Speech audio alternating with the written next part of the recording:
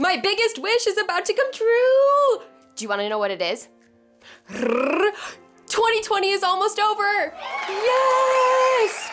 Guys, in the spirit of end of year reflections, I have asked 8 of my favorite travel creators, photographers, journalists, bloggers, YouTubers to share their biggest lessons and takeaways and predictions from a year where we were not catching flights, feelings, and hopefully not COVID either. Hey guys, it's Alle. Every week I make videos to help overpacking, luxury-loving, independent women travel deeper on their next adventure. So if I just described you, why don't you go ahead and hit that subscribe button? I'll wait. Until it's awkward. Anywho, as I am recording this video, we are just a few weeks away from the end of 2020. If you are excited to say bye girl to 2020, hit that thumbs up. And get this, these ladies are coming to you from all over the world. I am talking Prague, Uruguay, Amsterdam, London, Iceland, all over the place, and even some right here at home in Chicago. So if you want to follow any of these ladies' adventures all around the world, make sure to follow them below. I've added all of their accounts in the description of this video, and let's get into it. So I'm gonna kick things off with our first question, which is, what do you miss most about travel?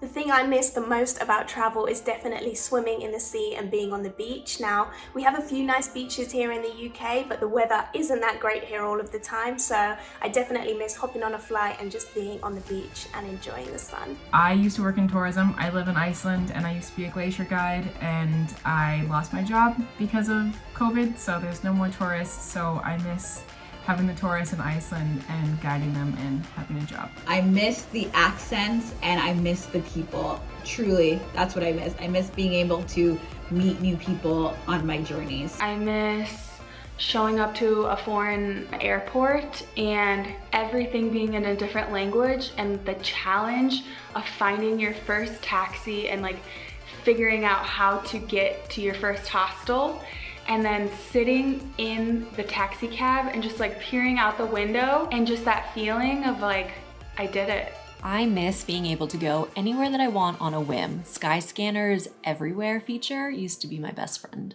I miss absolutely everything about travel. Before the pandemic, I had been traveling full-time for 5 years and have been to over 64 countries. The thing I miss most about travel is getting to that first pub or restaurant and settling in for a local drink or type of cuisine, and then flipping through Instagram to see where I'm gonna get my next meal. I would have to say that I miss the people the most, not just meeting the locals, but also meeting other travelers along the way. And for me, I miss the feeling of excitement and anticipation when the flight attendant says prepare for landing and you peer out the window and look down on the destination that you're about to explore. There's literally no better feeling.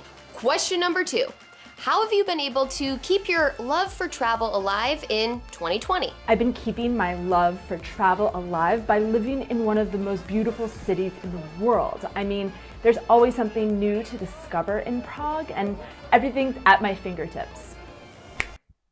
Actually, I just bought a green screen, and now I just stay at home and dream about travel. When I first got back to Chicago, I made a commitment to do a weekly adventure, and I call them weekly adventure dates, where I go out solo and I have an entire bucket list and I pick one thing each week, and it can be small or big. Sometimes I go to a coffee shop, sometimes I take a road trip to a different state, and that has really just like filled my soul during this time. I've been keeping my love for travel alive by continuing to share my adventures on my Instagram account at Lola Ana Mendez. I'm currently sharing pictures from Guatemala, which is somewhere I was in 2018.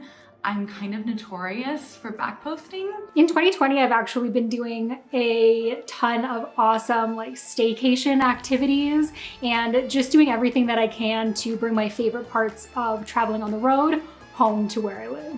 By eating a lot. So if I am looking at my old photos of Thailand and I'm craving Thai food, I go to this order from this northern Thai place.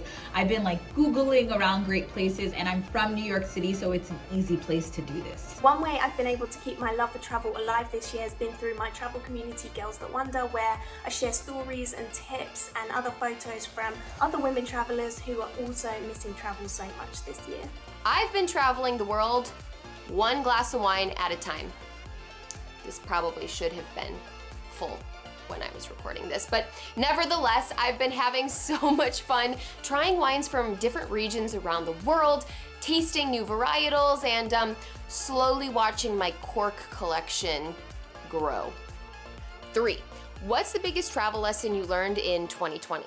I've learned that it's kind of nice to have a break from traveling. I appreciate a bit of stability and routine, and honestly, had it not been for COVID, I don't think I would have been able to learn that lesson, and I wouldn't have slowed down. I've learned that travel is a privilege and an honor, and instead of just trying to check off as many cities and monuments as I possibly can, I'm going to make each trip a little bit longer, a little bit more special, and of a bit higher quality. To like really cherish the times that you have when you are traveling. Like for example, now I'm traveling around Iceland to all of the like super touristy famous places, and there's nobody there, and we just will have it to ourselves, and it's so nice. I always think of myself as a global citizen, about how globally connected we all are, and what I've learned this year is how fragile that is. There is adventure in your own hometown. 2020 has taught me the power of mindset, and that you can have travel and adventure anywhere in the world. There were a few different trips that I had been putting off for quite some time, just assuming that the option to travel would always be there. So I guess I would have to say that this year I have learned just never to put off until tomorrow what you can do today. I'm gonna echo my pals and say that 2020 taught me just how lucky and fortunate I have been to have lived and traveled extensively through 33 countries. And honestly, up until this point, there was a lot that I took for granted, and I won't be doing that again. I gotta know, what's one of your predictions for how travel will change post-pandemic or even in 2021? I'm a travel journalist, so obviously this has been a very difficult year for me professionally, but I truly believe that travel will recover. What I think will change in 2021 is that we'll see more people traveling than ever, because I believe that people who've been at home during this time are feeling that energy that they want to chase their dreams.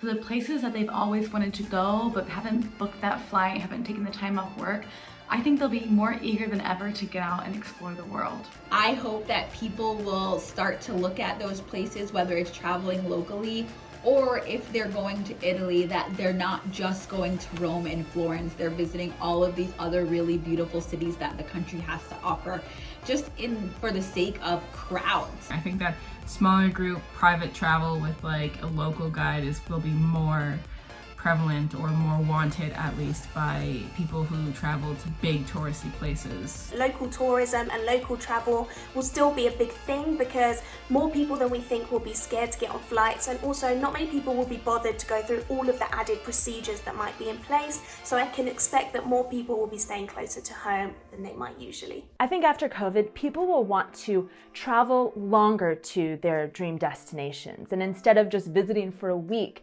maybe they'll stay for a month or two and try to work remotely. I think a lot of us full-time travelers are going to slow down more, and people that didn't have a chance to travel before will now be able to, because so much of the workforce has gone remote. My prediction is that masks are here to stay, people. So if you haven't already, time to invest in some fashionable and functional masks, and I'm gonna link some of my favorites in the description of this video.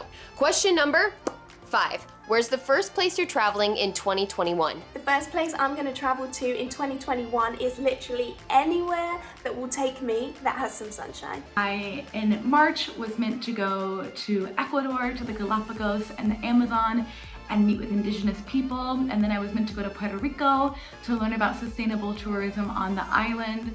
So those are trips that I would love to see get back on the books when it's safe to travel again. Literally anywhere in Europe. I am based in the Netherlands, and I am dying to hop a train and just go to Paris or some other beautiful city that's nearby. Spain.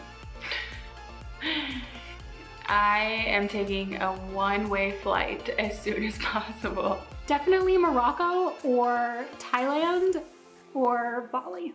Home is back to see my family and my dogs.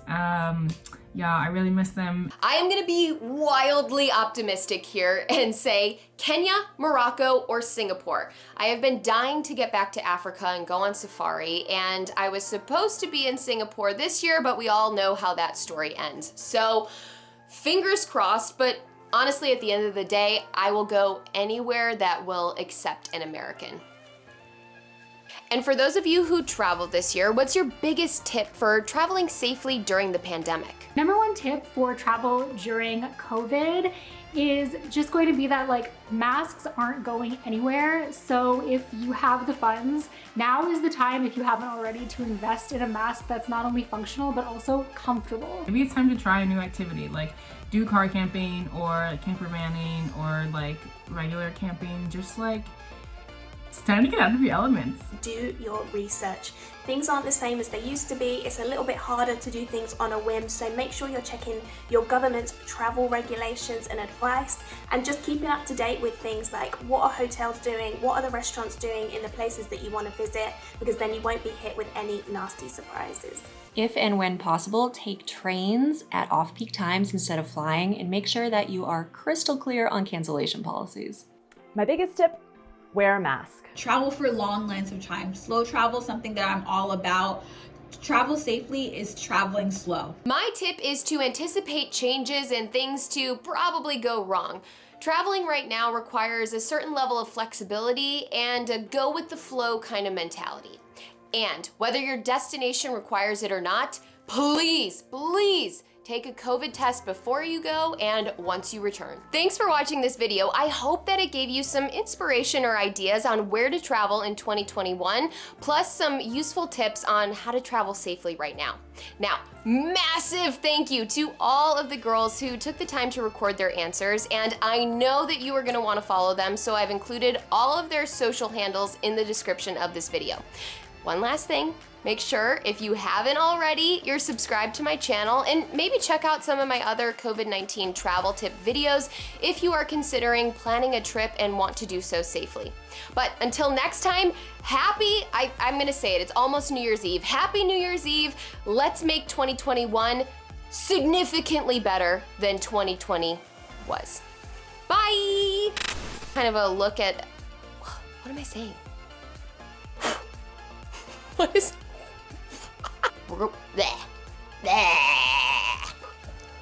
This thing gives me a freaking headache, my goodness. Like a fortune teller. I don't know how these women do this. Prague, Amsterdam, Uruguay.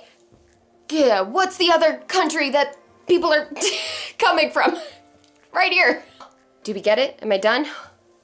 Ready? My head is free. Does anyone else's skull like move like this? Just mine? I don't know. Whoa, this is like, that's not normal, right?